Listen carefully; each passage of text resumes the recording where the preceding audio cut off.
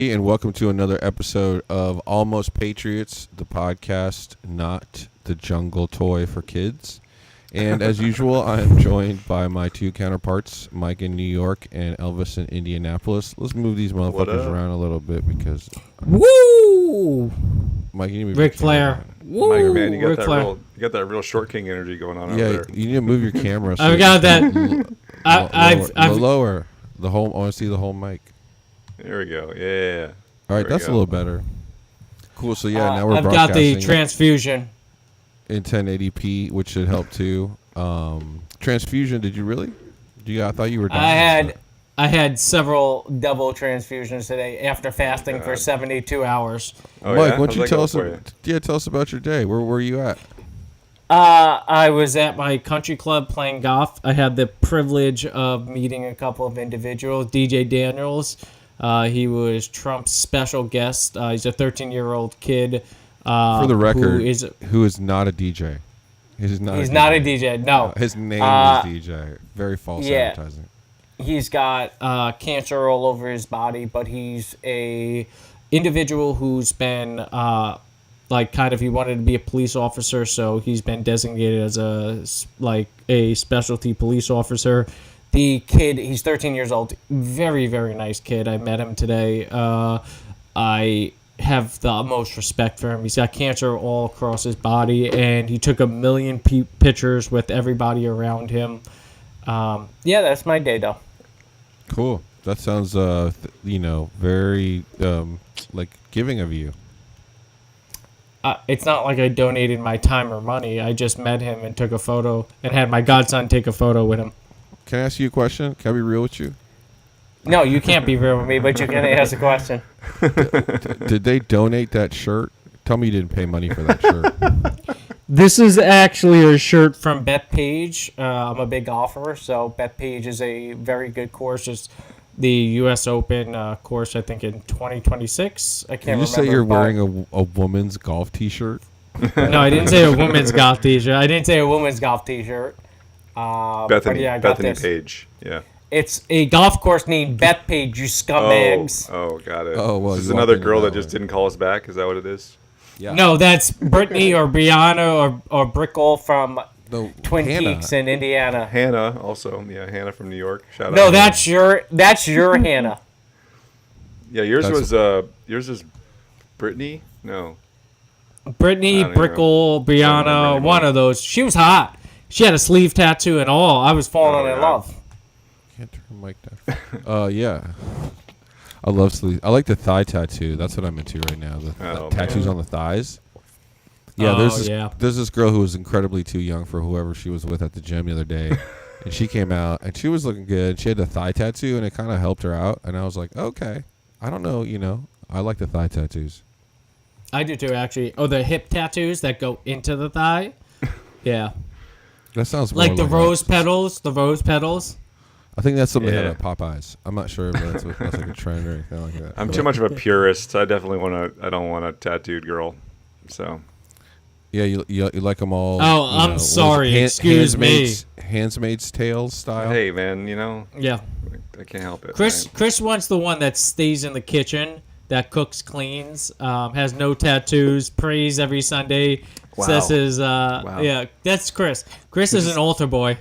And I think in a year from now, when Tesla releases their Optimus bot, he'll be able to have that for $1,000. Oh yeah, absolutely. It'd be great. It'd be perfect. That's Chris's. Yeah. That's Chris's girl right there. Yeah. So Rick, what are you up to today? Just chilling, dude. It's a cloudy day. Oh wait, hold on. Everybody, just want to announce it's Rick's 67th birthday today. Like I told you not to use my real name on the show. Did you see my poster? Did you see my poster, Rick? Not yet. No. I was running around because it's on Instagram. I haven't been looking. Oh, hold on. I got to check right now. Yeah. I left my charger at the shop, and so I was like, oh, shit, I had to go get my charger. And it was like fighting shit. Almost Patriots Pop. Happy birthday. May your old age not present itself in the bedroom. That's a good one. I didn't see that. That's hilarious. Too bad. Too late. But I got the blue pills are already here, so I'm ready to go. Oh, dude. Nice. Got some blue chew? Yeah. Totally. No, I'm telling you, dude, just do it. 24-hour fast to get a real boost of testosterone at the end. Oh, yeah, we did one. Oh, my God. I'm feeling a lot, but I've already jerked off twice today, so I think it's a good day. I'm just fucking around. I went to the gym. It was dope. San Diego. Shout out to Fit. That place is gangster. Did the sauna. It was fantastic. And then what did I do? I checked in with my homie Jeff. Shout out Jeff Corrigan, Turbo.fm. He's probably not watching this. He's one of our watchers. Longtime watchers, and so they're setting up for the party tonight. It's gonna be a nice little party out at Firehouse up here in San Diego. We got Music is for Lovers bringing Ghetto Blaster and Mitch Dodge, and Jay Flip, which is this female DJ who's really good. So I'm excited for that. I'll probably head there after the show, get some dinner with Mitch before his set starts. That's pretty much my birthday day. Oh, I bought some good stocks. Yeah. I bought some Joby and some Quadruple U. Both of those, and then in after hours, Quadruple U jumped 8%. So that's good. Yep. Good. I'm happy for you. Happy birthday, buddy. I'm in all honesty, I wish I was in San Diego to celebrate with you. I'm glad you're not. Wow, that's hurtful. That's hurtful. I can't see. I'm trying to do this without my glasses because of the fucking glare, so it's very difficult to see. But you guys look like you're smiling, so I'm gonna just keep going with it. I'm not going to lie. My left eye right now looks like it's hanging over compared to my right eye. So, happy birthday, Rick, in all honesty. I'm happy for you. I hope your birthday. You look like a drunk hobo who played golf at like a, really shitty golf course in Arizona. First of all, my golf course is not shitty. Like the kind of tin cup golf course, that kind of place. No, my golf course is not shitty. I did play shitty. I did have about 5 double transfusions. It was 2 earlier. Now it's 5 transition. What's happening here? I had a lot to drink. I lied to you. Is that a drink? Is that a drink? Apparently. Yeah, it's a drink. If you haven't had a transfusion when you played golf, then you're not really a golfer. All these rich white kids are doing actual IV vodka transfusions on the golf course. Got some little Asian girl walking around with them that does Is it just IVs. me, or is everyone just trained to be an astronaut? I mean, everyone's literally running around, trying to, be like, yo, man, I'm off the grid. I got food. I can survive in a capsule for, 90 days. I'm like, motherfuckers are, training to be astronauts is what it looks like to me. I got the IV down. I'll get a biohack. I can live for 700 years. Oh, yeah. I think that's all astronaut training, subconsciously. There's something coming. 100%. 100%. But anyways, happy birthday, Rick. I really am. I miss you, buddy. I wish I was in San Diego to celebrate with you. I just saw you, and I appreciate that. No, I mean, for celebrate your birthday. But the one thing I will say is I hope you have fun tonight, even though we're not there with you. Enjoy your day. It's a special day. Over the years, you've been a great friend, and I really am happy for you. So enjoy yourself tonight. Have some fun. Let your hair loose, and have fun. Man, 3-day fast and 5 drinks, and Mike came out with Dude, I had alcohol sentimentality, just hardcore sentimentality. I haven't had any alcohol I'm a good yet, friend. so I don't know if I'm probably gonna be forced to drink tonight. But I haven't. And last night at the stream, our guest who was Mad Waves, shout out Mad Waves, he was playing Dance Classic, which is the event here in San Diego on Wednesdays for house music after the stream, and they're all like, "Hey man, it's your birthday," and I was like, "No."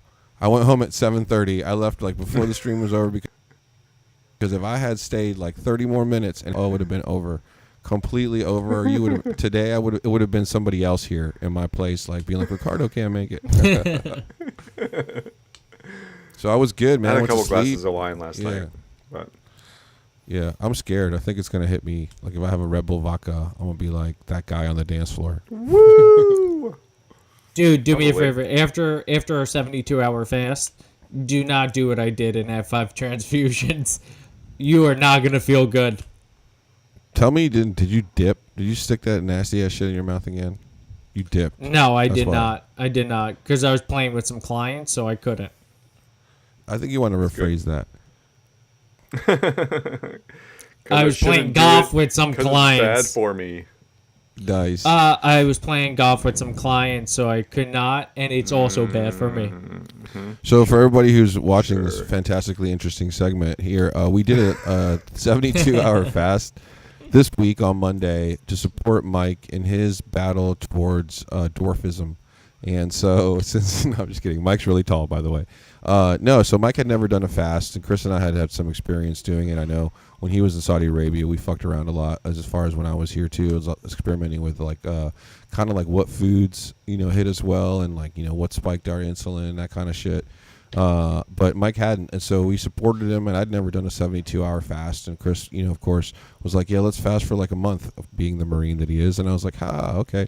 So we all just jumped into a 72-hour fast the week before my birthday. That's going to be fun. And it was a little difficult. I did okay. I'd fasted, I think, up to about, 28 hours before, at least a day. So it didn't really hit me until like the third day when I was just kind of like feeling stupid, but it just makes you feel kind of like you're high all the time, which might have helped me. So how did you guys do? Yeah. I only felt a little weird like halfway through the second day, but I drank a cup of coffee and chugged a bunch of water and went to the gym, and I felt fantastic afterwards. But I definitely Monday, Tuesday, and Wednesday laid out at the pool in the direct sunlight. I did the sauna every day. I lifted every day, and when it came down to the end, I mean, I had a bowl of soup before Mike and I did the podcast, and I could definity go longer for sure. I was dying. Well, yeah, but I do a 24-hour fast once a week, so my experience, 24 hours I was fine. I didn't have any issues. 36 hours when I woke up. That 36 to 48 hours for me was the hardest part because I was so hungry. My stomach was growling, and no matter how much water I drank or coffee that I drank, I was starving. Once I got to bed after the 48-hour mark, I felt good in the morning. I had another cup of coffee. The biggest problem, though, was that next morning, everybody was eating around me, and I was just like, my stomach was growling nonstop. And I remember I didn't text you guys as much, but when I was texting you, truly, I felt like I was dying. I felt like I was dying. My head hurts so much. Yeah, that's not the fast. That's the nicotine. Big headaches, man. Yeah. And I never get headaches, dude. I don't like headaches. I never get them. If I'm getting a headache, something's wrong. Only time I get headaches is when I don't drink enough water from fasting. That's the only time I get headaches. Yeah, it hit me hard, and quite frankly, once after we got done with that podcast, it was like 7:30, I want to say, almost 7:45. My fast ended at 8:15. I had like 5 chicken Caesar salad wraps ready to go. Worst idea ever. I ate 3 of them. Shit your pants in the car. This morning I woke up and I was like, I woke up and I was like, "Where's the bathroom?" I was throwing up through my asshole.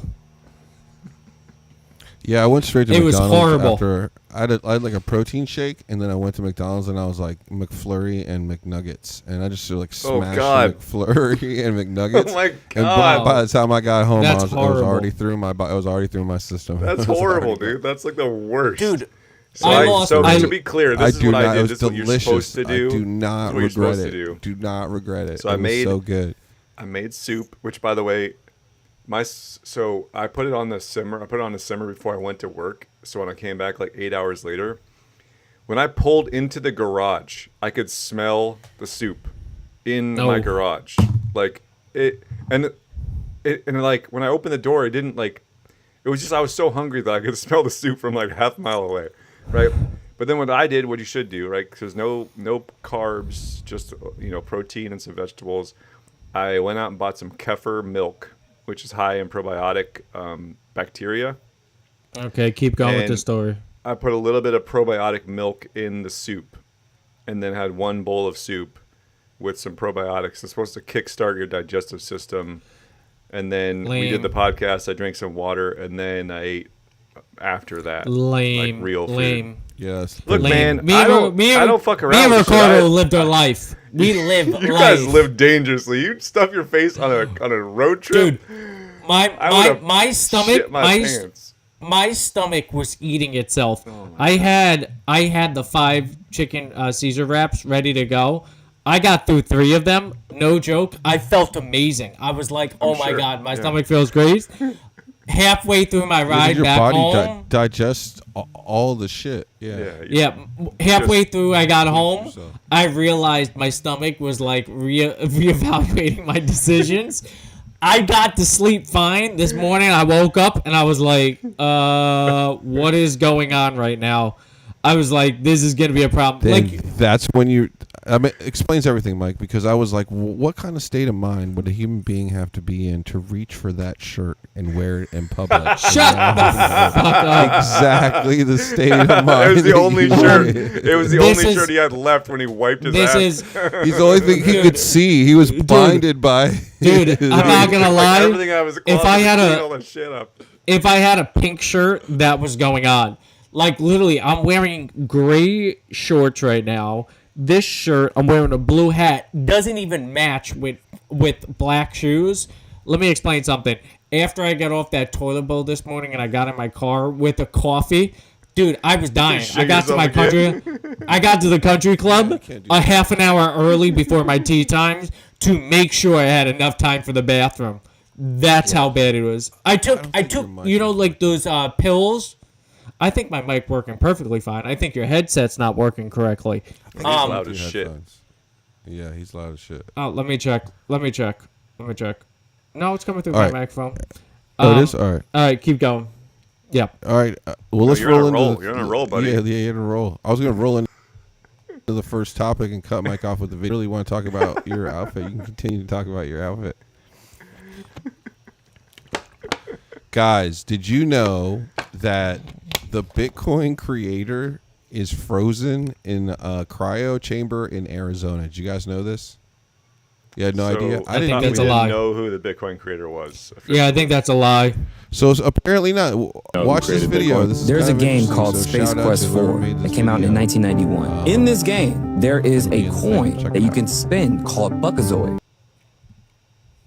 Wow, my ears just disappeared. Know who created Bitcoin? There's a game called Space Quest 4 that came out in 1991. In this game, there is a coin that you can spin called Buckazoids. If you look on the coin, it has the Bitcoin logo on it. No way. Here's where it gets spooky. Here it goes. Who's the developers? Rod Nakamoto and Satoshi Usaka. Who did they know? Hal Finney. Who is Hal Finney? Hal Finney is the first person to receive 10 Bitcoin on the Bitcoin ledger. And when he received those Bitcoins, he was only a mile away from Satoshi Nakamoto. So you have two developers that have the pseudonym in their names, Satoshi Nakamoto, and they knew the first person to receive a Bitcoin transaction. Hal Finney right now, he died in 2014 from ALS, and he is in Scottsdale, Arizona right now, frozen. Where do you want to keep your crypto when you want to keep it safe? In cold storage, just like Hal Finney. He's right now in cold storage, just like Demolition Man. If you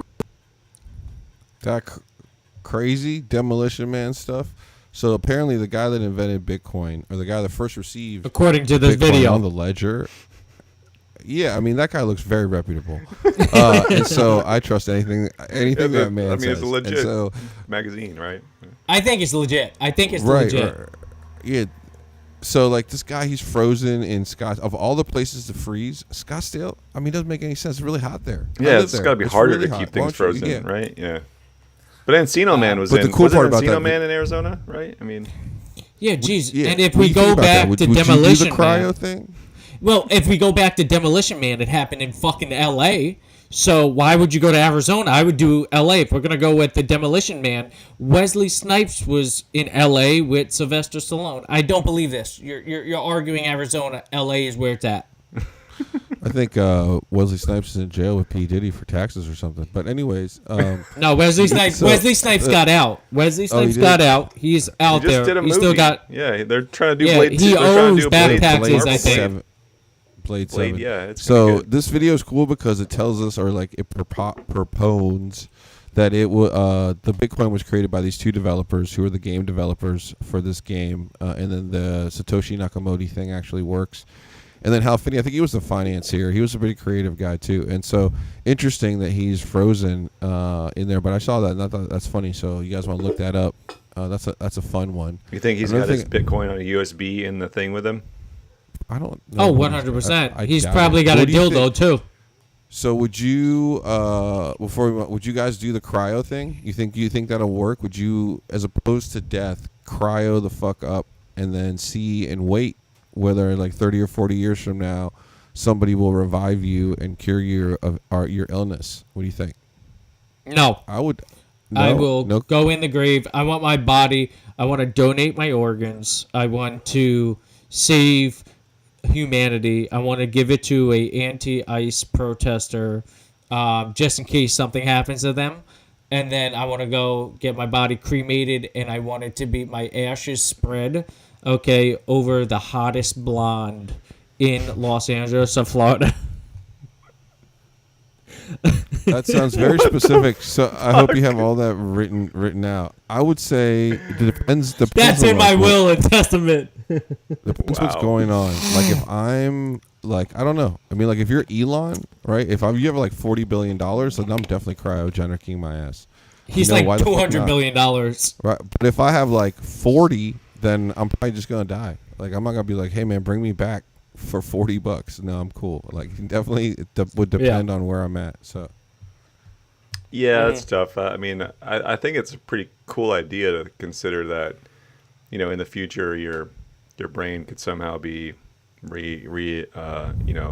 animated. But honestly, I would not want to take wealth from my offspring in order to like keep myself frozen or whatever. So if I have generational wealth, then yeah, maybe I'll think about it. But just put $1 billion in a side account. That's a very yeah. That $1 billion. I have $1 billion sitting in my closet. I guess I'll use that. Yeah, I agree. All right, guys. So hey, this is a topic. Oh yeah, this is a great one. All right, guys. So finally, I know that we've talked about this for multiple shows about the algorithm, the way it works, the percentage of selection in the natural order between men and women, and how it favors, the females in this situation. And not many guys get selected. Finally, these guys ran a test, and so this is what they found, and it's funny. He swiped 2 million times, 2,058,000 times. He got 2,000 matches from that, which turned into 1,200 chats, which turned into one date. Such a system is failing a huge percentage of people. What's the honest advice that someone like him needs? I would not spend my time discussing what you're doing on the app. I would discuss what you're doing off the app, and if you ever are even off the app. The amount of hours of swiping that you've done, obviously this is not yielding anything. Why are you continuing? 5 years is an enormous amount of time in your life. I feel sad for you. Have you been with your friends? Do you have friends? Have your friends introduced you to people? Have you gone to places where you are more likely to meet people? If you're trying to park in a space that you can't get in, at some point, don't you go look for another space? So this is not an indictment of the app. This is not an indictment of this person. This is an indictment of the relationship between us and something that we have been told is going to deliver to us. And when it doesn't deliver, we'd rather humiliate ourselves. A sense of what's the matter here? Why is this not happening? What's wrong with it, or what's wrong with me? It's a statement of this thing doesn't work for me, and men don't get answered on the app, and you get this whole plight. Please try something else. Yeah, I like that. Try something else. So 2 million swipes resulted in one date, very little conversations, and I think that this is sort of the algorithm that they use to kind of keep people engaged. So this is interesting. Shout out Diary of a CEO. It's a great show as well. For that little clip or whatever. It's interesting to see the numbers like kind of stack up. So I've been a firm believer of in-person stuff for a while. I tried the apps for a little bit, and then just kind of kind of weird. So what about you guys? You guys still using these? Nope. Last week I talked about big booty girls, and on Hinge, I have decided after multiple matches and just I gotta be honest with you. The apps I've tried, it's just not the same thing as meeting people out. You go to a bar, you go to a restaurant, people introduce you to somebody. That's the best way. You feel the personality, the trust, the control. These apps are just bullshit. It's a way to hide through a screen. I like the opposite direction. I actually got rid of the apps, and I'm just like, I can't do it anymore. I think it's best when Ricardo introduces me to a hot blonde with a smoking body in San Diego, and Chris, well, you don't introduce me to anybody besides name Brianna Brittany in Twin Peaks. He does. He introduces you to girls he smashed. Yeah. He does that. Okay. Yeah. Come on, Chris. Let's go. Let's hear your thoughts. Let you guys meet one girl. So Hannah! I mean, I think it's cute that from this whole thing, right? I mean, yeah, you guys are extroverted, attractive, tall men who are intelligent. Oh, thank you. Yeah. Keep going. So, like, meeting people in a bar is not something that you guys have a problem with. I mean, you both can talk to people anytime, anywhere, and it's not an issue. There's a large portion of people that are, more like me, where I could go to a bar 100 days in a row and not meet a single person and watch TV and drink a beer because I don't talk to random people. I don't sit down next to the guy next to me and like start a conversation unless he starts a conversation or she starts a conversation, right? And I also don't go to bars by myself. That's not something that I'm really interested in doing. So my biggest issue with this whole situation is that the opportunity to meet people in real life, they just don't exist. There's not, unless you are doing things that are co-ed. And so I think that's honestly why this whole health movement is starting to pick up, because people are trying to be healthier and also meet people in real life. Because we all know that the success rate of being introduced to people is much higher as far as relationships are concerned. So, but the apps, to me, the reason why I still use the apps is because it makes me feel like I'm at least participating. Oh, that's right. Right. And I think that's how a lot of people feel. It's like, because if I go to a bar, if I try to go to a social event and I don't meet anybody, and that happens multiple times in a row, then it's going to make me not want to go to more social events. And that's how most people feel. So at least on the app, I'm playing in the game. Like, there's a possibility, like, it's 1 in 2 million chance that I might go on a date, but that's a better chance than not going out to the bar and meeting anybody at all because you work and go to sleep. Chris, do you ever do like the run clubs or CrossFit or anything like that? Didn't you paddleball, or what's it called now? Pickleball. There's one cute girl at pickleball, and she's not interested. So let me ask you a question. Why don't you do the run clubs? Why don't you start a run club or something, or do the run clubs? I thought about it, but I never wanted to do it. Yeah. Dude, usually the girls there are fit oriented. They're nice. They're, typically once you get into a group like that, you're a Marine. And I think with your cardio, because you do a lot of cardio, it would be a good fit to meet people. Some people go to bars or go to events. It's easier for them to talk to people like me and Ricardo. Me and Ricardo could talk to a fucking wall. And then all of these things I'm perfectly aware of, but remember, I have to show up by myself and then do the thing, and that's yeah, where but that's so I don't go. You wear a U.S. Marine shirt, and everybody comes up and oh, you're a Marine. I mean, that's your a easy leeway. That's a cute in your mind. In my mind, it's like I got to go and do the thing and stand there awkwardly and try to like introduce myself. Chris, let me explain something. Just saying hello, hi is the easiest thing. Yeah, but it's like easy for you, but not for him. I mean, like, all you have to do is say hello. I'm 220 pounds. I'm a Marine. I got biceps. I can bench 225. All right, dude. That doesn't work, obviously, especially if you're wearing a shirt like that. No one's going to talk to you. Shut up. I think, if you want healthy advice, what I found that works is that, the chasing or looking for it is always when you don't find it. I mean, obviously, if you want to get laid, you're going to have to play a numbers game. All right, you're just going to have to go out and ask a bunch of girls to sleep with you and find one. But in general, you don't ask. You just imply. Whatever, yeah. You just tell them. You don't ask. You just tell them. Whatever code you want to use. And but what I found is that it actually helps a little bit better to attract the situations. And so if you're like, hey man, I really want to meet a girl, and don't go out to the bars, right? Go to the gym. Go do something that you feel comfortable doing, especially if you're a guy, because the thing with women is that women are going to react, but the masculine has to initiate. right? So if you don't get into a position where you're going to initiate, whether it's digitally or not, it's going to be really difficult for you to attract a healthy mate. You know, like you may attract somebody, but maybe they see some weaknesses or they feel like they can manipulate you. Everyone's been in that situation. So I do believe that, like, you know, go make money, go work on, you're going to see that, like, there's weird, like, mojo. There's weird mojo, right? And like when you're doing well, even if you're like, you know, if you're like not doing good in general and then you start to do better, just that instant, like the chemical reaction in your body, I think women can smell it, right? And so like it just like you're going to see openings that were really obvious that weren't that obvious before. I've experienced these. And so I think the thing is they're not going to happen at your command. Right. And so, like, you got to beat the monkey. But still, I mean, other than that, you know, I think that if you radiate and you go out and like, do those things, you'll see, like, it'll just be weird. All of a sudden, like, somebody who's standing next to you in line will ask you a stupid question. And it's not because they're interested in the question's answer. I still think Chris should just wear his U.S. Marine shirt and then when he goes to the bar, pull out his black card. I think that's the easiest way to find and start conversations. In New York, maybe. In New York City, maybe. Hey, how you doing? My name is Chris.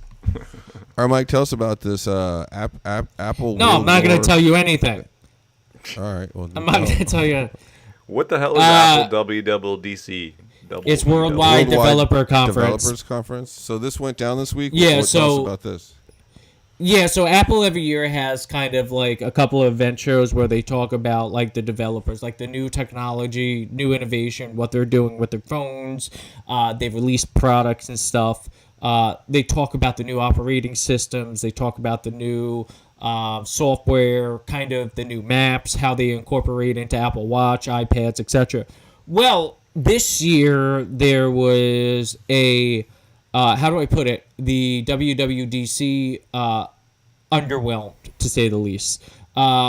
Basically, Apple's new operating system, they came out, they talked about it. They talked about revamping the names of its operating system. They talked about the big thing was the liquid glass, which is their new operating system. They talked about iOS 26, which is hilarious. And kind of the way it works is basically the new messaging, the way that the messaging happens, Apple Intelligence, live translates, maps, wallets. They talked about the Games app, the visual intelligence, and then they went into Mac OS Tahoe, which is its new kind of, how do I put it? It's new operating system for its desktop. In the past, these conferences or these events, it was significant changes. It would talk about the capabilities. It would talk about the new kind of what they're introducing, like, you know, and it was game changing. This one was basically bullshit. There's a reason why Apple stock after the conference, usually it goes up. The Apple stock kind of nosedived. And I think it's like kind of important to talk about because it was just a lot of like show and little substance. Apple, the last couple of years, has had kind of like a little bit of an issue where it's like, what can you do? What can you add on to its products? And they're kind of in a stuck market right now where it's just they're renaming things, they're making things a little bit faster, but there really is no add-on value. They're just increasing the cost of their products. And one thing about this was, and everybody continued to talk about this on social media, is where's the new product? What is the real new feature? They keep on pushing the AI, but AI we've been getting from Google, AI we've been getting from ChatGPT, AI we've been getting from multiple different services. So where is the add-on value? Why are we continue paying $1,600 for a phone? Why are we continuing to pay for these Apple iPads?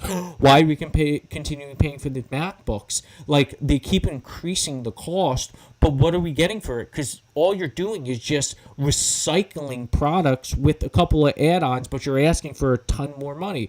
So a lot of people were disenchanted after actually the WWDC, and it's becoming a problem because where is the innovation and where are we going with this?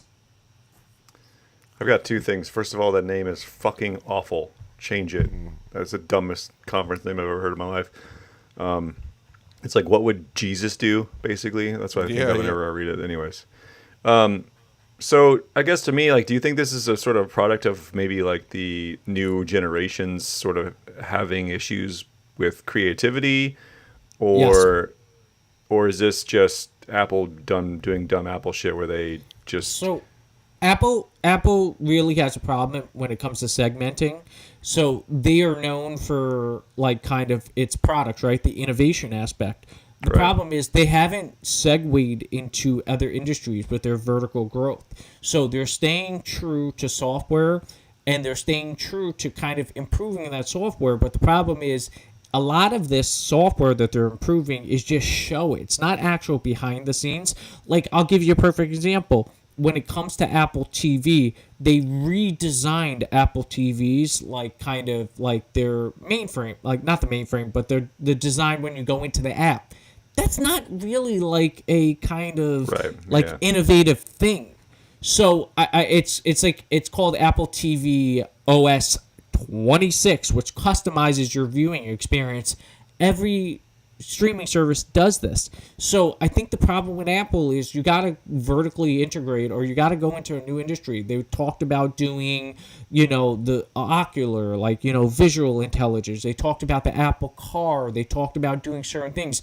That's where it's got to go in certain aspects, because I kind of am getting a little turned off to Apple products if there's no real innovation or no game changers.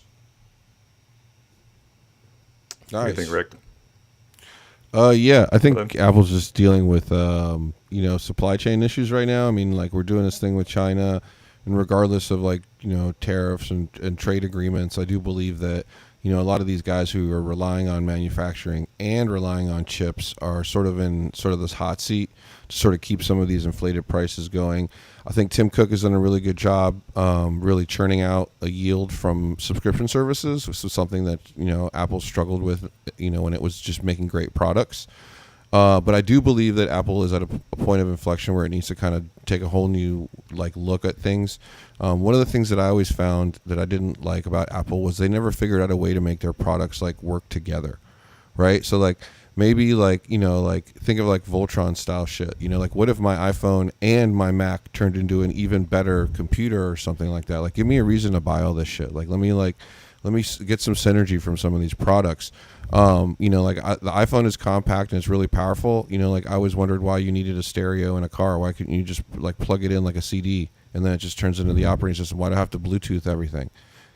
So that's one thing I always thought Apple could have done a lot more with is interlocking and cross selling some of their products, but I haven't seen them do that. And I don't believe it's because of a lack of creativity. I believe it's because all the capital is locked up with a bunch of really old people that are used to just churning out one cool thing and then getting rich off of it. Good point. Yeah, good and point. So I think once, because Tim Cook, who the fuck cares? That guy doesn't know shit. He doesn't know what a 25-year-old wants. Right. Let's be honest, dude. I don't know what a 25-year-old wants, right? So who knows what a 25-year-old wants? A 25-year-old. We're the smart 25-year-olds. Let's go talk to those guys and see what they want. And I guarantee it has nothing to do with watches and fucking VR goggles. 100%. Those guys want flying cars. They want to be able to assemble and 3D print whatever they want. They want to be able to make machines in their homes. You know what I mean? They don't want any of that bullshit. Apple's going to have to come out with a 3D printer and start going after IP about 3D printable products, and I think that's a move that they could do. They have a bunch of capital. I would just create a 3D printer and start buying all the cool 3D printing, whatever you call it, plans, and put them onto Apple. And then you got to get an Apple subscription to print cool 3D stuff. Or content stuff. creation. Because, right now, there's all these apps for AI generating stuff and for the podcast that we use. Though. And if there was something that was Mac specific that would help me plug and play with Adobe and my phone and my Mac and all that other stuff, that'd be a reason why I would want a Mac. If I could just do all the content creation stuff through Apple. Yeah, Rick, I wanted to. No, go ahead. If Apple made a computer that wasn't a computer, it was a streaming computer that could do spreadsheets, Right. but it had the kick-ass camera that you need to stream, you know what I mean, and a removable microphone that was Apple made.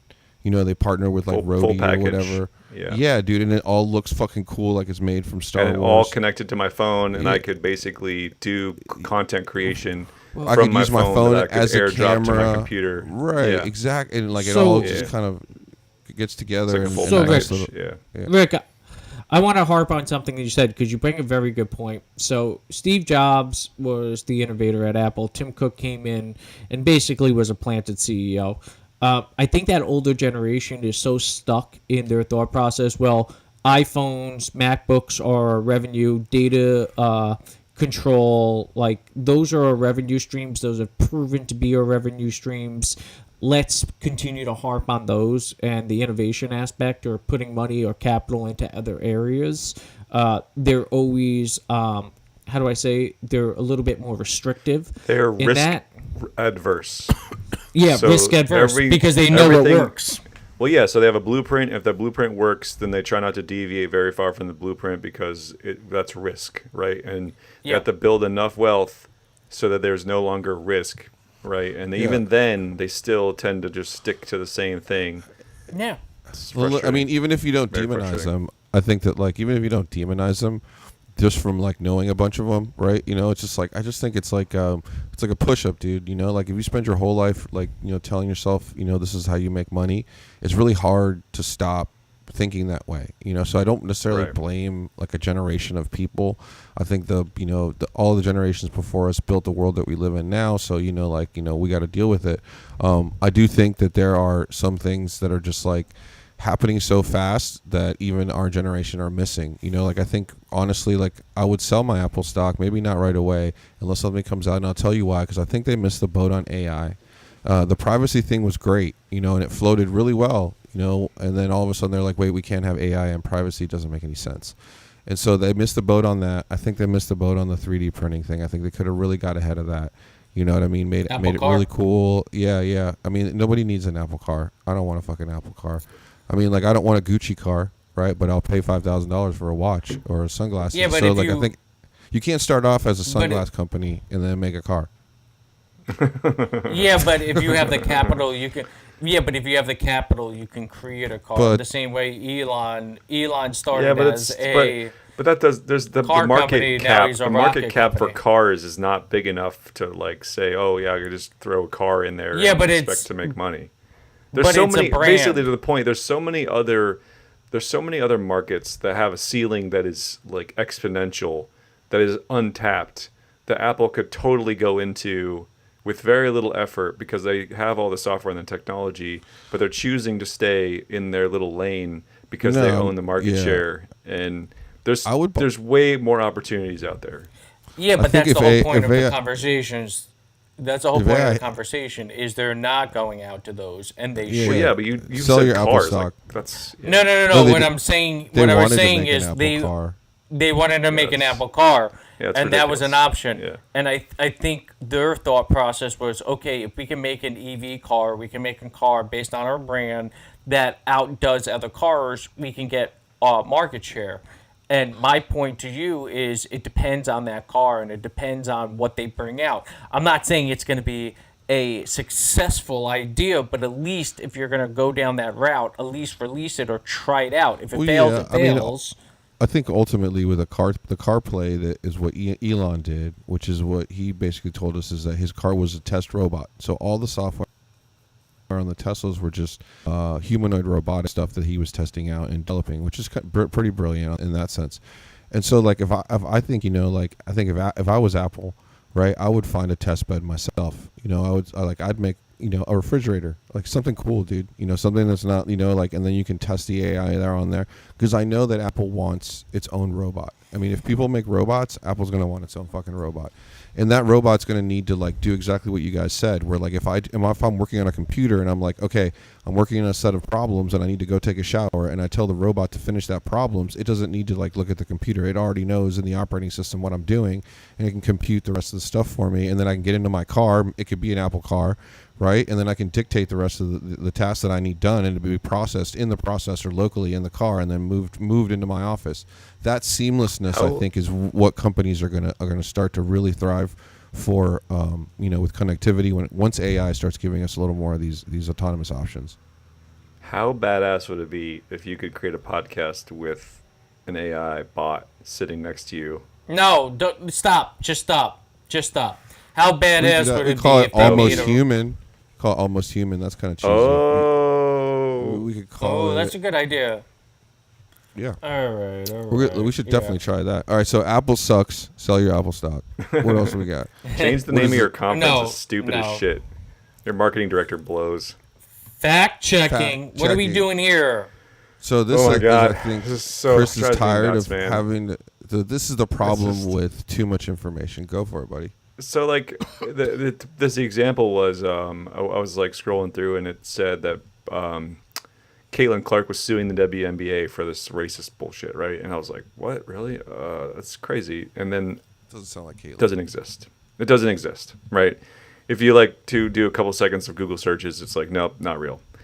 And that's just the one example that I could think of, right? But there's so many examples. Obviously, COVID was tons of misinformation. The last election, the previous election. I mean, I'm just so tired of all this bullshit that people are like specifically putting out there to like brainwash you, right? And I think honestly, if we're gonna go anywhere with policing like social media, it's got to go to a point where if you look at a post and it's like clearly a lie, then they should start looking at investigating that individual and pressing charges or fining or something, right? Now, if you put out something that like if you repost something that was a lie, obviously you're obviously part of the problem, but you're not the one that started it.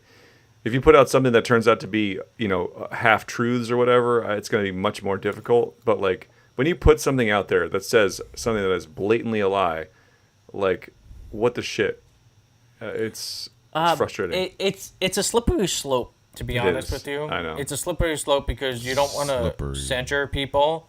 You don't want to censor people from their I want to opinions. keep free speech for sure. Yeah. Yeah, but I think X, as much as X gets wild, the community notes aspect where the community actually has a say into it to rectify those things. So where a post is blatantly wrong, community notes says, hey, this is wrong. I think that's the best way. I do agree with you, though, which is more manpower. The individuals that put out those lies, I think there has to be a harsher penalty towards that. If you do an investigation and somebody's X account has 90% lies and they're pushing, false material, I think then you have to take action. But yeah, I think misinformation is a massive market right now. And quite frankly, like I put on X, like Chris is a baby back bitch. And nobody has corrected me on it, so it must be true. Baby, is it like baby back ribs? I think Baby back bitch. I think it's gonna be very simple. Like somebody's gonna come out with this thing. It's like, what's up, man? I created this AI, and you just install it on your phone. And when you open Twitter, you hit scan my feed, and it scans your feed and fact checks your feed and checks for AI generated content, so that it filters out everything like junk mail on your mailbox, and that you only get to read the stories that have been sort of checked to be true. And that's going to happen like in 6 months. Well, it should be from the people making, like X should do that automatically. Well, the problem though is X is also they don't make any money. Yeah. They don't make any money doing that. They're in the attention game. It's not the truth game. So like everyone, I think, we had this discussion. So like one of the biggest shocks for old news is that if you look up legally all of these news stations where we used to get our news from, like CNN, blah blah blah, all the fucking acronyms. And you look up how they're legally registered.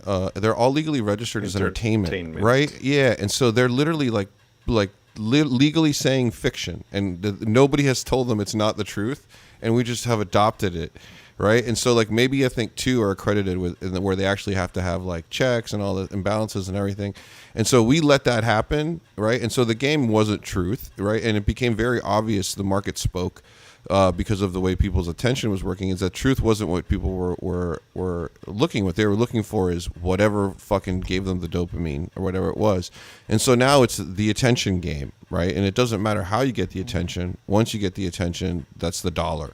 And it's gotten a little bit out of control because without regulation or natural, sort of regulation or invisible handing on this, which it'll come, right? Because people will stop making money, like you said. People are not going to use social media, not because it's annoying or negative, but because they're like, bro, I don't believe anything on here. Like, there's not a single thing I believe, and so people are going to stop using it. Imagine I stopped not looking at X anymore. I go to X, and some shit people say is blatantly false. It is so ridiculous, and I give it a heart because I just need the engagement.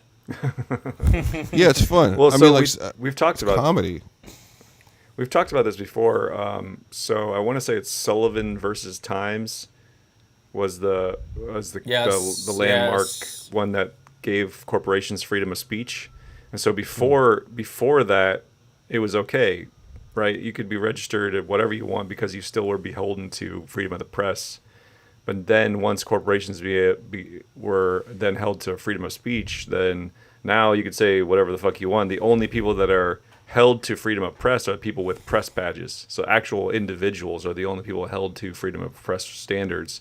Corporations are no longer, because they're registered as entertainment. At least all of the big ones, CNN and NBC, are all registered as entertainment. So they can say, basically, they can lie straight to your face because it doesn't matter. They're in entertainment, right? Yeah, but the individual reporters still have to, if they have a press credentials, they still have to report the truth. Yeah, and that's where this gray areas come in, because now they're reporting the truth to the people at MSNBC, and MSNBC is then twisting it around. Or Fox or CNN or whoever, right? Yeah, but they're now getting held accountable. The one thing I will say about Trump, their viewership is terrible. No, it's not that. We have more subscribers than like MSNBC now. So let me just say viewers, this. Yeah, like 30,000, 60,000. Yeah, let me just say this though. Let me just say this though, real fast. Don't say it. Just keep it real. Just keep it real. Trump and a couple other. Shut the fuck up. Trump and a couple other individuals are turning around and suing these organizations based on the things that they're saying, and they're settling because as the individual, if it's a host or if it's the anchor, whoever makes these bullshit statements, Trump is holding them accountable. And as a result, it's not just the individual, it's the organization that's being accountable. So now, have we seen any of these actually come through? I mean, have they actually... Yeah, Trump has got settled. Yeah, Trump has actually hit them. And then the Marine in New York won a judgment.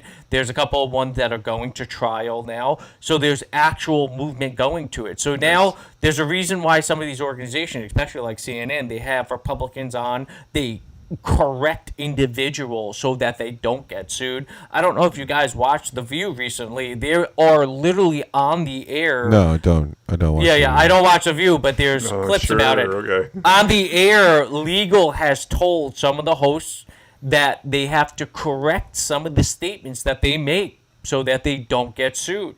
It's actually becoming a thing. That's Wait, cool. Mike, that's good to see. Apparently, we just got a text message from Legal, something about you not being able to wear that shirt ever again. Just wanted to let you know. It's violating Bethany Page's copyright laws. Yeah. Well, yeah, I agree. I think whatever Mike said, it was angry.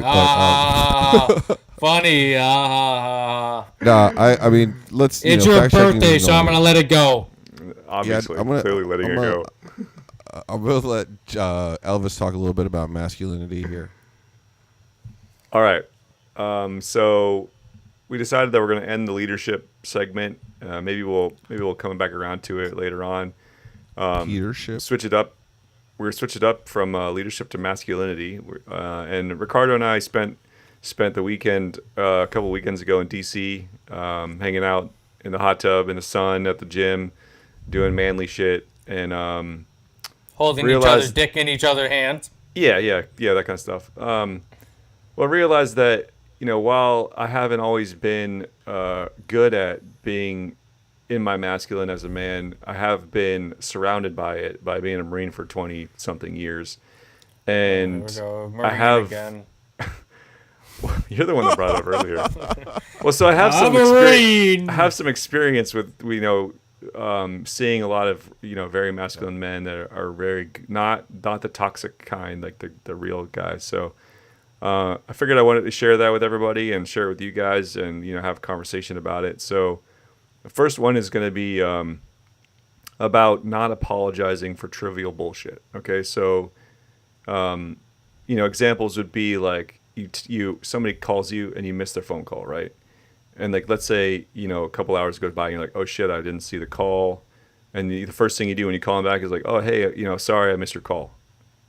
Like that, especially if you're a man and you say, I'm sorry, I missed your call to a girl that you're trying to date, it's like a turnoff, instantaneous turnoff, because you're not in your, because like, what are you apologizing for? You're apologizing because you fear reprisal. So what reprisal are you going to get because what? You just weren't available at the second they needed you right then. And if they're mad about that, fuck them. Right. So, another one is like, I see this all the time when you bump. Be another man too, though. Well, yeah. But even your homies, the reason why you apologize about something is because you did something wrong, or at least you fear of doing like something wrong. Perceive that you. Yeah. And so just apologizing just because it's not masculine, essentially. And it's not helpful in a lot of relationships, because you're essentially saying that like your time is more valuable than my time, right? And that's not necessarily true, and that shouldn't be something that you are like, perceiving. It shouldn't be something that's perceived by other people that, oh well, my time's more valuable than theirs, so they should be available whenever I need them. And if people have that attitude, you need to get the fuck rid of those people, because that's bullshit. Another one I see all the time is, you go through a door and, you have the awkward, like you open the door and they're there, right? And they go, oh, sorry, whatever. And it's just like, the reason why you say sorry is because and I'm not going to downplay feminism here or whatever, but the reason why women say it is because they literally have to be concerned for their safety. And if they're inconveniencing someone that's bigger than them that can physically harm them, they say, oh, sorry, excuse me, because they're concerned that individual will be upset because they got in their way, which I understand. As a man, that is not the case. Like, there's no need to apologize for opening the door when you had no fucking idea somebody's on the other side, right? Again, you're saying that their presence in the situation is more important than your presence in that situation. And it's not a good signal to send to the people around you. You're essentially submitting to everyone around you, and it's not the way to present yourself as a masculine man if you want respect from other people. If you don't give a shit about respect, then don't listen to anything that I'm saying. But if you want people to respect you, then don't open the door and be like, oh, I'm sorry, basically you're in the way and you're the problem. That is not the way to gain respect from other men. So I don't know how you guys feel about that, but Ricardo and I talked a lot about it in the hot tub while we're touching penises. You want me to go? Up? Yeah. You want me to go? I am guilty of both. I'm guilty of these things, by the way. I've caught myself on several times being like, why the fuck did I just apologize? Why did I say sorry half the time? I think, like, growing up, my parents always taught me to say, excuse me, if you're wrong, apologize, hold the door. If you do something wrong, sorry. But as I've gotten older, I have caught myself in situations where I'm like, what the fuck am I doing? Like, why am I doing this? Like, I'll give you a perfect example. Today, I was driving the golf cart on the fairway, and the starter caddy master didn't tell me it was rough only. So an individual member was driving behind me, and he goes, hey, do you know, with an attitude, do you know it's only rough? And I sat there, I was like, no, I apologize, I'm sorry. I said that. He was being a dick. I should have never apologized because I did not know that. And sometimes in the back of my mind, I'm like, why do I do certain things? Like, one way I escape the way of saying sorry is by saying, excuse me. Right, courtesy is fine. Courtesy is not courtesy is a different thing. Yeah. So there's elements where I do it. I think it's the right step. There's right things, but I catch myself. I agree with you 100% when it comes to masculinity and when it comes to respecting yourself and respecting your environments and beholding or standing your grounds. Like, you should not apologize. You should not say sorry. Like, the perfect example, when you said opening the door and you're saying sorry. And I've got to a point now, like, I do it sometimes. I've got to a point where I open the door, and I'm not saying sorry. I'm the first fucking person through the door. I don't care who I hit. Like, because I don't give a shit anymore, because half the time I hold the door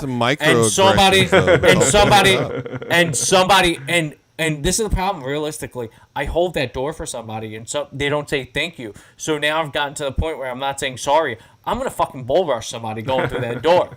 But you shouldn't be doing it because you want to hear thank you. That's the problem. Yeah. No. I'm saying it's the mindset. So the thing is being comfortable in your sin. Be standing your ground with certain things. Like, Ricardo, if you came through that door and I saw you, I'm throwing elbows. I'm throwing fucking elbows at your head. Well, so you probably land a couple. I'll be blinded by that shirt.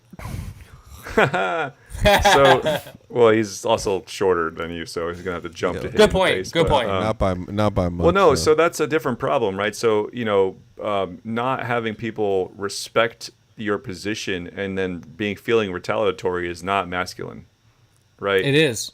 When you throw bows, it's not.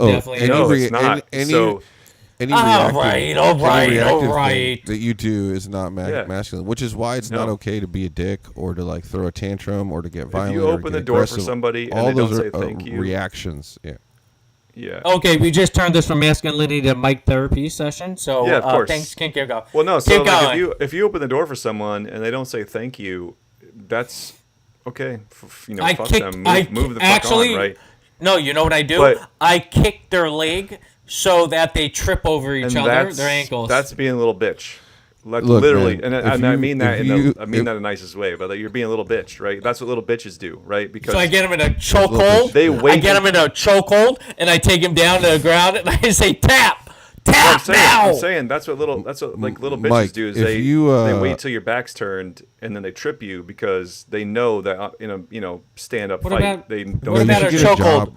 What about a chokehold? Doorman. What about a chokehold? You get paid, and people will say thank you every time you open the door. What about a chokehold? If I get a 70-year-old in a chokehold for not saying thank you, and I tell him to tap, but he doesn't tap, what do I do then? Why the fuck are you choking out 70-year-olds? You moved to Abilene, Texas. They didn't say thank you. You joined the Stargate project that's going on in Abilene, Texas right now. And let me tell you guys, it is a big project. Good segue. Yeah, I was tired of you're yelling there. I mean, if you want my two takes, I kind of agree with Chris on masculinity. But my thing is more about reactiveness, not necessarily. And I think apologizing is a reaction, whether the reaction is valid or not. I think if you really want to be kind of in your masculinity, is sort of like control your reactions, and one of them is it could be the initiate say sorry, and then think to yourself why am I saying sorry before you say it.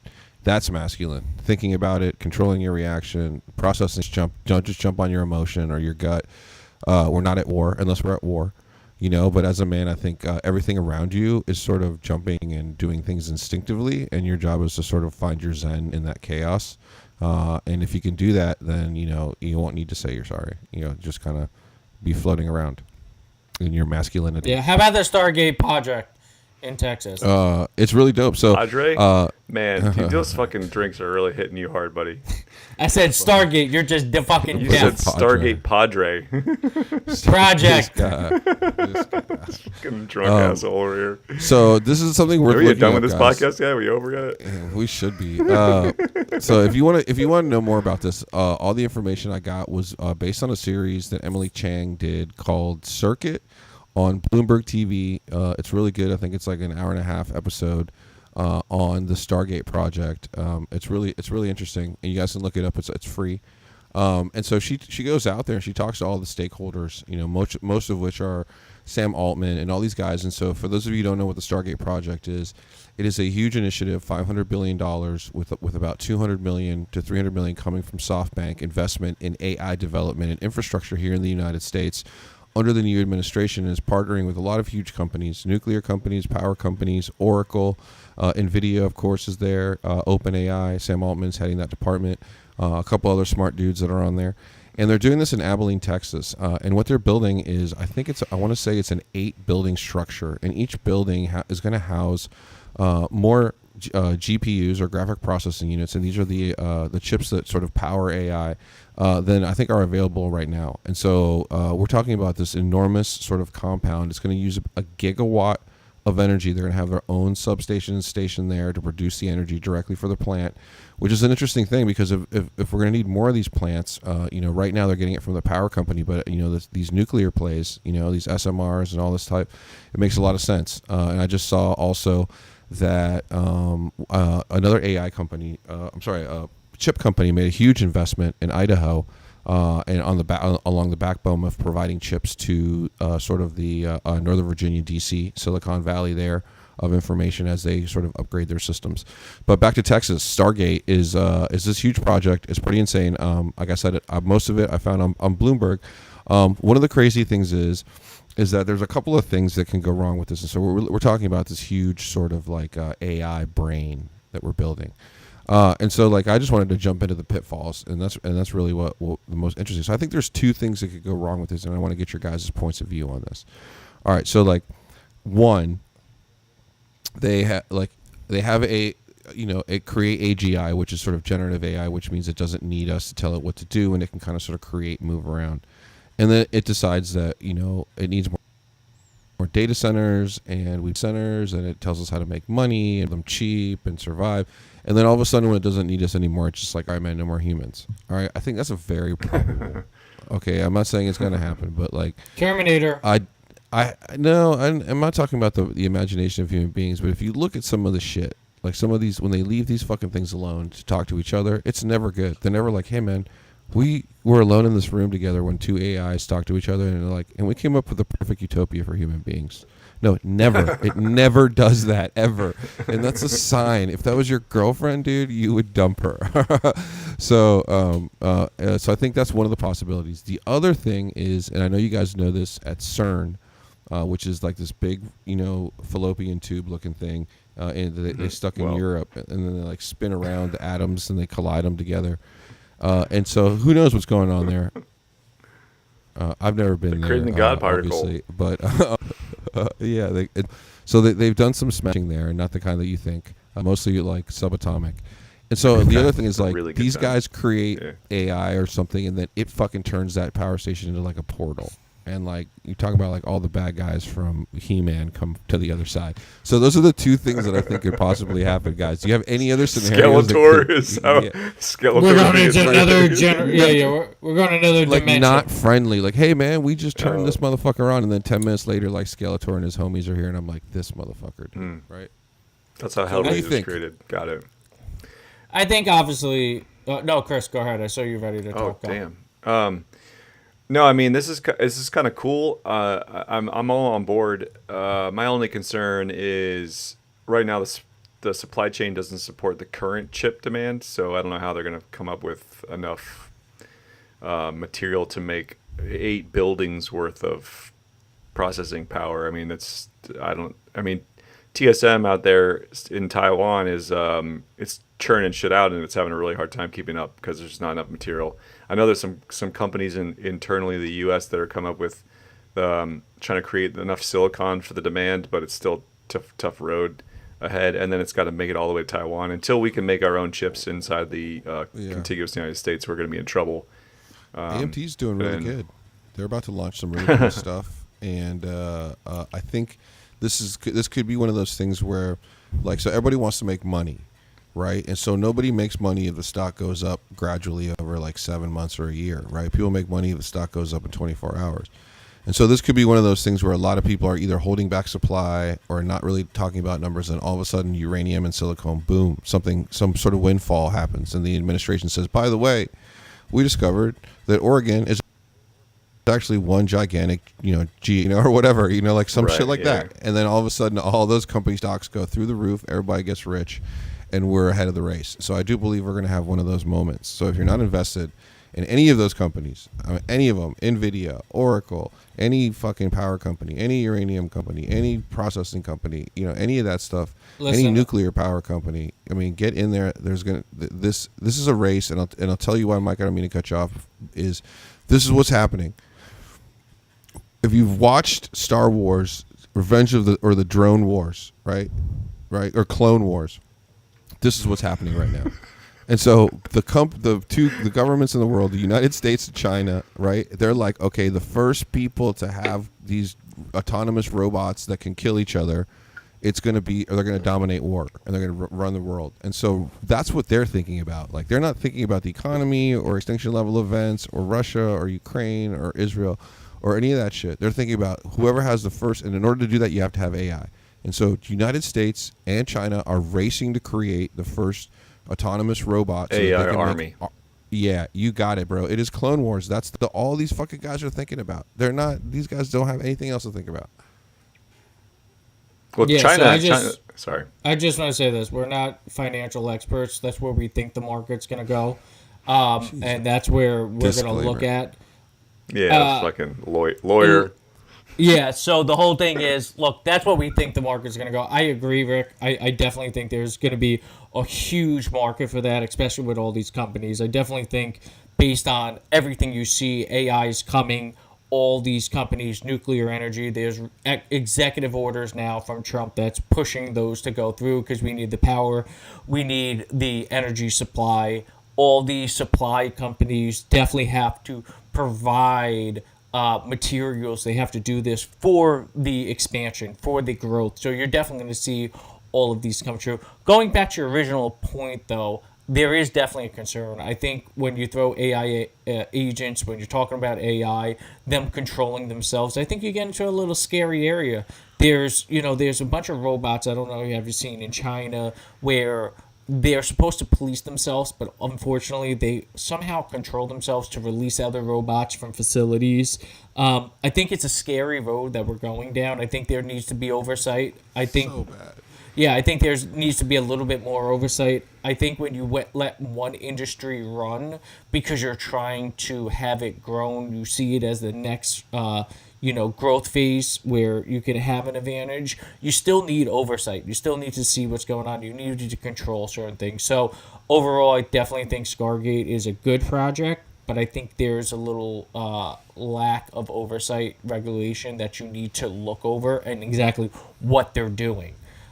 It's great in theory to have a framework where you say something, but if you don't know what the actual mechanics of everything is and what's going on, I think that gets scary. I'm more concerned. I think they already got it. What's up? I think they have it. I think Sam Altman has AGI. I don't trust. He has it in some small contained. I do not trust Sam Altman. Anything that guy says, he wants a home I do not trust. I do not trust Sam Altman. Any which way possible. I think that's how he got. How else are you going to get 500? Look, okay, I've been in business deals. And so this is the way the business deal grows. Sam Altman walks into a room and $500 million, and he's like, "Hey man, I think I can build AGI. Give me $500 billion." And they're like, "Get the fuck out of here, okay?" Because I've seen deals like that. It doesn't happen. This is what needs to happen in order to get $500 billion. Ready? He walks into the room and says, "Hey guys, I have AGI. It's right here. Check it out. It needs a bigger home. Give me $500 billion." So I think that's probably more likely how the deal went down. Just from my experience, I'm completely speculating. But I don't think that you can get government's attention with, "Hey, man, I got this PowerPoint presentation." Yeah, my whole thing is I don't trust anything Sam Altman says. Just making an announcement doesn't mean, just making an announcement doesn't mean the correlation to actually happen. You see a lot of companies say, "I'm going to invest this" or "I'm going to do this." It's just an announcement. They're doing it for market cap. Dude, you see it. They've already started the construction. That's already underway. And the CEO of SoftBank is on this interview with Emily Chang, and he's like, "We got no problem." He's the chair. $1 billion. Yeah. No, SoftBank doesn't have $300 billion. That's the whole thing. SoftBank, I think, is only invested, I think it's $200 to $300 million. The problem is Oracle, Microsoft, and a couple of other companies are funding this. OpenAI is worth $300 billion after their last round. Yeah, well, Sam Altman also, as a chair, he just took the cloud servicing away from Microsoft, who Microsoft is a big investor in OpenAI. So there's a little bit behind the scenes from what I can read. There's a little bit of rift going with Microsoft. Who's doing the servers? Who's doing the servers for Sam? I don't remember. I was reading an article. Hold on, I'll tell you 1 second. Because Microsoft lost that contract. So my biggest concern here is that we are holding ourselves to an unreasonable standard, and it's not a matter of if, it's just when China decides that they want to start taking back their territory. They've already said openly that they plan to reincorporate, the PRC. So that means Taiwan, that means Cambodia, that means a bunch of other countries that they're going to they're going to force back into the fold, right? Well, and it's just going to happen in the future. Well, that they've already. I mean, he's Xi Jinping has basically said it multiple times that it's happening. But the issue is that China. Google Cloud. So as an example, China has 14 shipyards. One of their shipyards produces more ships than all of our shipyards combined, right? China is producing in 18 months more power than our entire grid in the U.S. every 18 months. They're not burdened by red tape. They're not burdened by the bureaucracy. They're just making shit. And I understand the fear, Mike, but I feel like if we keep holding ourselves back from red tape, then we're going to be too far behind when China finally decides to make a move. No, we got to stop holding ourselves back from. I mean, China's a real problem. So I'm not saying China's fake back. Doesn't exist. Never been there. No, I'm not saying holding us back. What I'm saying is there has to be oversight to see what's going on. I know, and that's what holds us back. That's what holds us back is too much oversight. It literally, our entire political system has been based on making. The only way we can put anything through is if all my friends get rich, and that's the problem. And so all this stuff has been held by oversight. Oversight is just another word for I need to wait until my friends can get rich off this project, and then we'll move it forward. That's why I'm not saying all regulations. I'm not saying all regulations. The thing that I think of is when I think of David Sachs and I think of a couple of these other guys in AI, they know what they're talking about. The problem with oversight in the past with government has been they put up, politicians who have no idea what the fuck they're doing or what's going on, where they put regulations up because it benefits themselves, but they don't really know what's going on. The technology's cool. I mean, it's going to be the same thing. But if you have individuals in the area, like a David Sachs or some of the other people that know what they're doing. Those guys need to die soon. Let the capital flow. They're like, I like. Do you know who David Sachs is? Yeah, I know who he is. And so I like what Palmer Luckey's doing here with defense. And this is the guy that sold Oculus for $2 billion. And so he's making all sorts of AI advanced defense weapons. And he's doing it instead of going after government contracts, he's making them and saying, do you want this? And if you don't, I'm going to sell it to the rest of the world. And so, I think that's the way to go, where it's instead of being like, hey, man, we need this, the government says. And then 8 people are like, we can build that. And then, no. I think what you need to do is be like, hey, man, we have this Voltron that can smash the earth with one punch. Do you want it? Or do you want me to sell it to homeboy over here with the fucking bowl of rice? Well, and I think that your point is right, but I think that for a long time there wasn't enough individual wealth to, fund these projects without DARPA, right? And now that there are just people out there that have enough money to do these kinds of things and fund them themselves, and then bid the results to the government. Before, there just wasn't enough free capital in individual people that had the kind of creative juices to do these kinds of things. I think so they had to get government funding. I think you just described the road for the next female president. All right, this is what you do. You game the system. Early on, you're on TikTok with dance videos and advice, and you make millions. You start a makeup line. And then, when you turn 18, you do OnlyFans, but only for 2 years. And then you make millions of dollars. Never show your face. Never show your face. Millions of dollars. Right, exactly. Hundreds of millions of dollars. You game the system for it by the time you're 28 and start a manufacturing, robotics, and defense company. Do that. And then I will elect you for president.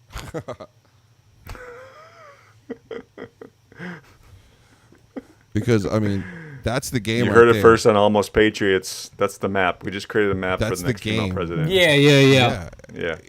And then, give us some crazy TikTok technology famous that nobody else has. Yeah, and nobody's on a Chinese app, but then get OnlyFans famous, but don't show your face. Oh, good point. Show your toes. Yeah, no face, and then with the capital that you get, create some companies with technology. Gives us an edge. Yeah. For Stargate. And then sell that to the government for billions, and then no, you just get an NGO. Get an NGO, and then use that to fund your political campaign. Yeah, and then we'll elect you. Yay! 100%. Easy. All right. Well, my other one is extremely. My other topic here is the three. It was very complicated. I couldn't understand what you were trying to say. By you guys want to know so about this? It's not that complicated. 3 current states of working consciousness. Okay, so I've been doing the nano, all these nanoparticles and these tests that they're doing. A lot of them in CERN, and so they're finding a lot of really cool stuff, sort of about subatomic fields and everything. And one of the great fun theories that I've been kind of playing with is this theory that is based on the superposition. And so superposition means that, energy travels. And it travels in pretty much waves that can go in every direction unless it's observed. And then when you observe it, all the other waves collapse and it goes only in one direction. And so this is a big mystery. And so the current consensus on this is kind of interesting. And so what they're telling us now is that, by observing or by going out throughout our day, we're actually rendering reality, right? And so we're literally out of all the possibilities that could happen in our day, we are subconsciously going and literally rendering, our day as we go through it, right? And so Mike is having a great time with this one, right? And I so almost fell asleep. Rendering our day as we go. Keep fall asleep. Somebody will like this. Somebody will like it. So we're kind of. It's not you. It's just I'm drunk. One of the things I was talking. Yeah, we know. You're loud as shit. That's your fault, though.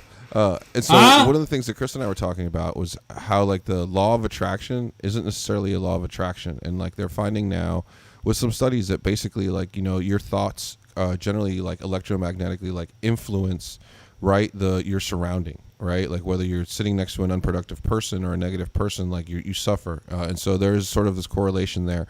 And one of the things that is coming out is that sort of your environment reflects your thoughts and what you're feeling. It doesn't give you what you want. And so one of the things that makes sense of is if you've ever had a day where you're you wake up and you're in a shitty mood, and then so all of a sudden you're going around and you're rendering, right? You're rendering reality, you're rendering your negative thoughts, right? And then all of a sudden, even though these things have always existed in your landscape, you start to focus on these negative things. And so by focusing on them, they become part of your reality. Right. And so you're rendering these negative things over and over again. And so I want to call that the positive state of consciousness when we're going about waking and rendering our reality. Right. And so in that state is a time where your thoughts and how your inner energy or your inner voice are really you bring into and correlate into your reality. And you don't think of it as rendering from nothing. Right. But if you focus on a flower, you're kind of rendering that flower into your reality because you're not focusing on the other ones. And so think of it this way. And this is sort of a positive, the state of consciousness. Now, the other state of consciousness is one that I call neutral. And this is something that I think we've all experienced, but it probably under a different label. And so for me, if you're going and you're using your thoughts, right? You're using your brain, that big hippo, all the hippocampus that you have, to sort of create these projections in your head that render your reality. That's an active thing. And then if you want to be neutral, it occurred to me based on doing this, from being in flow, being creative, you want to get into a state where instead of rendering and having positive brain activity, before you get into a state of flow where you center yourself and you try to detach a little bit from the environment, and by putting your brain in this brainwave state, you're actually turning your brain into an antenna, right? And now when you're in the state of flow, right, you're neutral, and so instead of rendering your reality, you're sort of giving up that right for a little bit. And now you're an antenna, and so now you're locked into sort of everything around you and all the stuff. And so these ideas start coming, the focus starts coming in, it starts coming in from sort of a higher place, right? And that's because you've stopped rendering, your reality, and you can literally be in the moment, And I'd like to think that you're tapped into some higher energy and that you're absorbing, but it could just be a frequency for which you can literally focus a lot better. And I call that neutral, right? And in order to get into that state of mind, you have to stop rendering your reality, thinking about what's next. And then the last one, which is negative, right, is one that involves sort of a positive feedback loop, right, that would create negativity. And by negative, I don't mean oh man, I stubbed my toe, fuck, or oh, I hate, Michael Jordan. That's not negativity. You're not going to, create a negative outcome by thinking negative thoughts. Yeah, exactly. But what I think negativity is when you have gone into a positive feedback loop, which we like to know as ruminating, right? And when you're ruminating, you've now addicted your processing or your frequency to focus on the possibilities that are negative only, and you're stuck, right? And so now you're going about your day, you're still productive, you're still doing things, you're still interacting with your loved ones, but there is a constant chain of focusing on these negative things. And what that does, I think it creates a frequency that does a lot of things. One of them, I think it makes you a lot more susceptible to disease and to any kind of like sickness or attack sensitivity. I also think it makes you susceptible to your cells producing, like bad vibrations will do, maybe cancer. Who knows? But in general, I know it produces a really bad mood, right? And so I don't have the answer on how to get out of that, and I think one of it, the best thing to do is move your body and get out of your environment and force your brain to take in positive stimulus until you stop ruminating. But those three things I think have never really been put together in that way, in a sense where I've heard these explanations, and there's always when people talk about states of consciousness and how we're perceiving things, they always talk about sort of this one state that we need to reach that's just like ascension, right? And then it's like whatever. But nobody really talks about how maybe like we have a lot of these different types of states of consciousness that we need, and we use them for different things, right? And then so that's my proposition, and that's my little theory here, is that these three states of consciousness are consciousness states that we all have full control over, right? Not only how we interact when we're in these states, but switching in and out of these states, and being aware is like the first step. That's all I had with this. Yeah, I mean, I've definitely been in all of these and had completely opposite results. So I don't know. I'm never really one to fall down the metaphysical rabbit hole. To me, I feel like a lot of times some of these ideas are just ways to excuse your behavior or sort of put responsibility on the outcomes onto some external source that you can't touch. I'm not saying that that's what you're doing, Rick, but I feel like that's what a lot of people do use it for, is they use it as a reason for a lack of control in their life. Yeah. And I mean, so it's like, there's an external power that caused me to be a shitty person today. So like, what are they going to do, right? And I think none of this has anything to do with like external. Like one of the things about these three states is that they're all under your control. And none of them produce positive or negative outcomes. That's under your control. You have to take full accountability for whatever you feel in either one of these states. These are just three separate states that I've sort of noticed and wanted to parse out. But in no way do I advise anyone to use any of these states. You're the one that's in control of the way that you're either perceiving these states or that you're in them. It still comes down to self-control. Yeah, I agree. Well, what happens if you're in no state of consciousness, or you have a lost consciousness from alcohol? What state are you in then? That's when your brain it's called takes dirtbag. All of the information from all of the three states and cross-references it with the information that it's already stored. From the Stargate project? Yeah, and produces my AI agent bits of stored information. And sometimes you ejaculate. You more than others. Oh, God. Oh, man. Wow. Okay. All right. Escalated that fast. We Peter North the podcast. That's pretty important. Oh, my God. You pulled Peter North. Wow. All right. But anyways, guys, let's wrap it up here. I had a good chat with you guys. Good birthday chat. Absolutely. I gotta go shower up and chat with the boys at Delicious, and then head down to the firehouse. But yeah, any questions on anything, always DM us. If you hate us, DM us too. We love all the publicity. Yeah, we love it. We love that. We love the animosity. Turn your notifications on. Turn your notifications on. Check out the episode 7 of Almost Athletes, now available on YouTube and other platforms. Another cool little recap by the boys here. Every Wednesday, I think, is when they're doing it. So tune in Wednesdays, and then it's available for viewing on Thursdays right away. And then every Tuesdays here at 4 p.m. Pacific and 7 p.m. Eastern. Thursday is the Almost Thursday at 4 p.m. Pacific, 7 p.m. Eastern is the Almost Patriots crew cracking up as much as we can and giving you a whole bunch of bad information. So so don't listen to what we have to say. Opinion based. We're just absorbing all of Mike's short king energy, and it's not helping us. Wow, we're gonna go there, huh? What's his birthday? Guys. I can't make fun of him. As always. Yeah, listen to the U.S. Marine. Mike if he hasn't told you, he's a Marine. Elvis in Indianapolis, and myself, Rico, in